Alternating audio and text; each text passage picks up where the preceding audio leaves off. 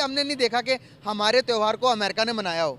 तो क्या वजूहत है, इंडियंस को इतनी प्रमोशन क्यों मिल रही है? वो ये है कि अबू धाबी की तरफ से ये कंसिडर किया जा रहा है कि इंडिया के लिए $50 बिलियन की इन्वेस्टमेंट का प्लान है। और इस वक्त जो इंडिया के ताल्लुकात हैं गल्फ के साथ, उसमें इसका क्या एंगल है, और इसी के साथ पाकिस्तान के लिए ये खबर कितनी अहम है? दिवाली का अ, उस फंक्शन को, उस त्योहार को पूरी दुनिया के अंदर मनाया जा रहा है जोरों शोरों के साथ। मिडिल ईस्ट क्या, ऑस्ट्रेलिया क्या, यूएसए क्या, पूरी दुनिया के अंदर। पिछले कुछ दिनों में देखा कि वहां से पाकिस्तानियों को नौकरियों से निकाला भी गया, मुल्क से भी निकाला गया। पिछले कुछ दिनों में देखा कि वहां से पाकिस्तान का अपनी भिखारियों को रोक लें। भिखारी जो है वो चलते चले आ रहे हैं, प्लीज खुदा का वास्ते अपने भिखारियों को रोक लें। 60 मिनट की तकरीर ने 15 दफा लोगों ने खड़े होकर तालियां बजाई। क्यों तालियां बजाई हैं? उसने ये नहीं कहा कि मुझे पैसे दो, उसने कहा देखो मैं $185 अरब का सॉफ्टवेयर बेचता हूं दुनिया में, जो सऊदी अरब के ऑयल एक्सपोर्ट से भी ज्यादा है।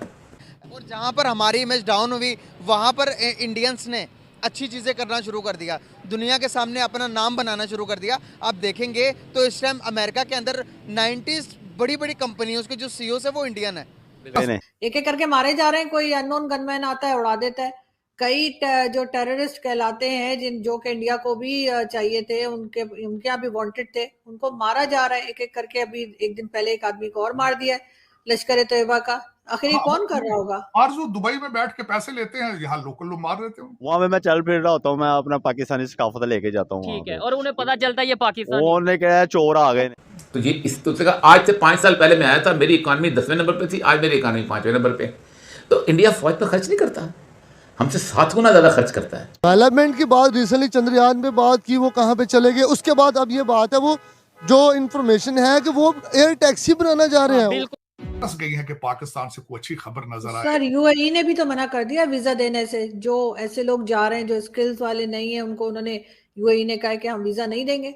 स्किल तो आपके पास, स्किल तो आपके पास एक ही है, जाके मांगते हैं। वहां सऊदी अरेबिया में देखें, हर दूसरा मांगने वाला जो है पाकिस्तानी बैठा है। इतनी वाहवाही क्यों मिल रही है हर तरफ? वो इसकी वजह से देखें, जब 9/11 वाकया हुआ था, उसके बाद जो मुस्लिम थे ना, उनको जो है ना एक मतलब जो है ना मतलब बोल दिया कि वो टेररिस्ट है।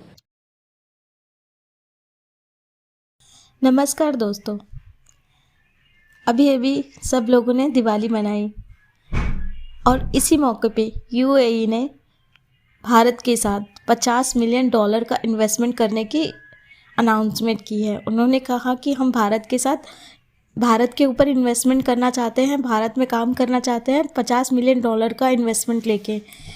और जहां उन्होंने भारत के साथ काम करने की फरमाइश जताई, वहीं दूसरी तरफ उन्होंने पाकिस्तानियों को बैन करने की बात की कि कोई भी पाकिस्तानी मज़दूर हमारे यूएई में नहीं आ सकता, उनके वीज़ा पासपोर्ट बैन किए जाए। तो एक तरफ तो भारत के साथ लोग काम करना चाहते हैं और दूसरी तरफ पाकिस्तान को दूर रखना चाहते हैं खुद से। इसका सिर्फ यही एक कारण है। उन्होंने कहा कि पाकिस्तान कभी भी अपनी डेवलपमेंट पे काम नहीं करता है, अपनी स्किल्स पे काम नहीं करता है। उनको जब भी देखो वो सिर्फ लोगों की बुराइयां करते हुए नेगेटिव चीज़ों में ही ज़्यादा आगे दिखते हैं, कभी भी किसी अच्छी चीज़ों में आगे नहीं दिखते हैं। तो इस अनाउंसमेंट के बाद देखते हैं पाक मीडिया का क्या रिएक्शन है और वहाँ के लोगों को क्या फील हुआ है। तो चलिए देखते हैं वीडियो को आगे। 60 मिनट की तकरीर ने 15 दफा लोगों ने खड़े होकर तालियां बजाई। क्यों तालियां बजाई हैं? उसने ये नहीं कहा कि मुझे पैसे दो, उसने कहा देखो मैं $185 अरब का सॉफ्टवेयर बेचता हूं दुनिया में, जो सऊदी अरब के ऑयल एक्सपोर्ट से भी ज्यादा है। तो ये इस तो आज से 5 साल पहले मैं आया था, मेरी इकॉनमी 10वें नंबर पे थी, आज मेरी इकॉनमी 5वें नंबर पे। तो इंडिया फौज पर खर्च नहीं करता, हमसे 7 गुना ज्यादा खर्च करता है। एक वजह है, बड़ी तकलीफ से बात कर रहा हूं, जवाहरलाल नेहरू से लेकर नरेंद्र मोदी तक किसी का एक मरला भी बाहर नहीं है। मैंने शास्त्री का घर देखा है बनारस में, आप सोच नहीं सकते कि शास्त्री का घर जो है मेरे ड्राइवर के घर से छोटा है। मैं गुलजार नंदा के उस घर में गया हूँ, किराए पर रहता था और हालत ये हो गई थी कि उससे किराया नहीं दिया जा रहा था। तो मालिक मकान निकालने आया तो मोहल्लेदारों ने मिलकर कहा जब तक ये जिंदा है किराया हम देंगे।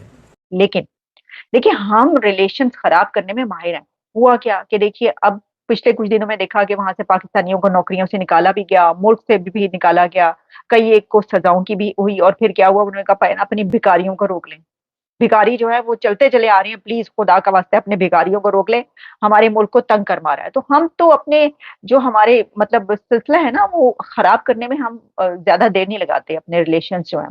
और तो इस सिचुएशन में हम ये देख रहे हैं कि वो कंट्री जिसके जो पहले कभी कोई ऐसे रिलेशंस, कोई ऐसी बायलैटरल ट्रेड या इन्वेस्टमेंट इतनी हुआ नहीं करती थी, और अब वो कहां पर पहुंच गई कि वो कह रहे हैं कि अब हम तो नॉन ऑयल ट्रेड जो है, बायलैटरल ट्रेड, वो भी हम 100 बिलियन डॉलर्स तक पहुंचाएंगे। और हमने क्या किया कि हम जिनके उससे बरादराना उम्मा के ताल्लुकात हैं जी, तो हम सिर्फ उनसे बेल आउट के लिए कुछ उधार ले पाए। हम यानी पाकिस्तान जो है उसने उधार ही लिया ना, उसने कहा कि ये इतने पैसे रखवा दो, इतना तेल दे दो, ये कर दो, यही है ना। तो कितना फर्क है, आप सोचें। सऊदी अरेबिया के अंदर भी इस तरह से मतलब कि कभी भी हमने नहीं देखा कि हमारे त्यौहार को अमेरिका ने मनाया हो। तो क्या वजूहत है, इंडियंस को इतनी प्रमोशन क्यों मिल रही है? जी देखें, एक तो इंडिया की जो ग्रोइंग इकोनॉमी है उसका बड़ा फैक्टर है कि दुनिया पे जो जिस तरह वो अभी बढ़ रहा है, और उसके अलावा जिस तरह वो इवेंट्स करवा रहा है, जिस तरह आईसीसी वर्ल्ड कप हो गया, और उसके अलावा इंडिया की ज्योग्राफी हो गई, और उसके अलावा हमारे खित्ते में सबसे ज़्यादा ये जो मतलब अगवान वार रही है उसमें हमारी पार्टिसिपेशन अलायंस रहा है, उसकी वजह भी बहुत हो सकती है। और उसके अलावा जो इंडियंस कल्चर है वो हम भी मनाते हैं। देखें अब होली जो होती है, होली पाकिस्तान में जो है सबसे ज़्यादा सिंध में मनाई जाती है, और उसके अलावा इधर मनाई जाती है जहाँ पे हिंदू होते हैं, और ज़्यादातर अमेरिका में जहाँ पे वेस्टर्न कंट्रीज़ है वहाँ पे भी होली मनाई जाती है। उसकी कुछ होली के त्यौहार को इतनी मतलब के पजीराई क्यों मिल रही है, इतनी वाहवाही क्यों मिल रही है हर तरफ? वो इसी वजह से देखें, जब 9/11 वाक़या हुआ था उसके बाद जो मुस्लिम थे ना, उनको जो है ना एक मतलब जो है ना मतलब बोल दिया कि वो टेररिस्ट हैं। अब देखें उनके बाद 9/11 के बाद आपको अमेरिका में मतलब वीज़े भी नहीं मिलते, हालांकि जो अमेरिका थी वो एक इमिग्रेंट्स का स्टेट था। उसके बाद उन्होंने जो 9/11 के बाद उन्होंने मुसलमानों का वीज़ा सख्त कर दिया। जिस तरह अब किसी का भी नाम मोहम्मद हो ना, तो उसको बड़ा जो है ना जांच पूछ करके फिर जो है ना वीज़ा देते हैं, मतलब बड़ी जिसको दाढ़ी भी हो वो कहते हैं कि मुसलमान टेररिस्ट हैं। और मुसलमानों की इमेज जो है ना दुनिया में, वेस्ट में, स्पेशली वेस्ट में अच्छी नहीं है।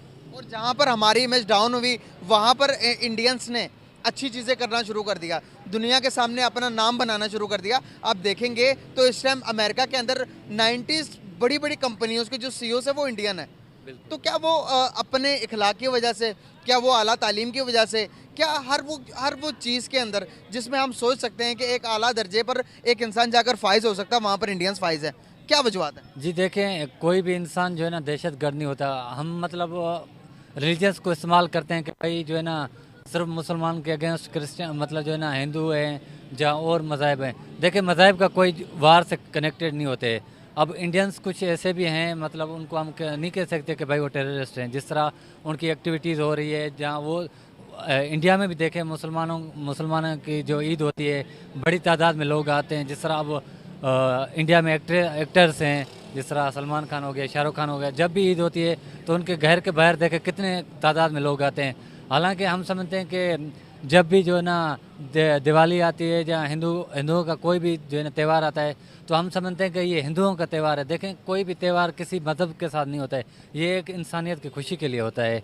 और इंसान बनता है, मतलब उसी का, इंसान का कोई मज़हब नहीं होता, इंसानियत एक बड़ा मज़हब है। वो ये है कि अबू धाबी की तरफ से ये कंसिडर किया जा रहा है कि इंडिया के लिए 50 बिलियन डॉलर्स की इन्वेस्टमेंट का प्लान है, और ये अगले कुछ महीनों में इसकी अनाउंसमेंट हो जाएगी।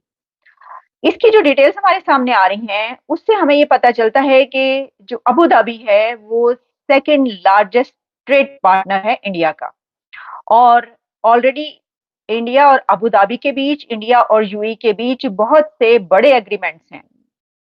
नरेंद्र मोदी के दौर में जब इंडिया के प्राइम मिनिस्टर नरेंद्र मोदी साहब ने ये सोचा और अपने रिलेशंस जो हैं वो बेहतर बनाने शुरू किए, तो इस दौरान हमने ये देखा कि पिछले एक डेकेड में यूएई और इंडिया के जो रिलेशंस हैं वो बहुत बेहतरीन हो गए।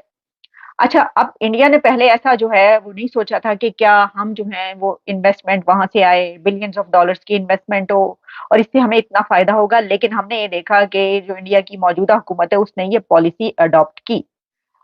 इंडिया के प्राइम मिनिस्टर मोदी साहब के कोई 4 से 5, शायद इससे भी ज्यादा मेरा ख्याल है, विजिट्स हों अपने इस टेन्योर के दौरान के जो उन्होंने अबू धाबी और यूएई के किए हैं। यानी एक विजिट आप ये देखिए कि इंदिरा गांधी के दौर में होता है और उसके बाद फिर इंडिया की मौजूदा हुकूमत ये सोचती है कि अब हम गल्फ कंट्री से और यूएई के साथ, अबू धाबी के साथ हम रिलेशंस जो है वो ऐसे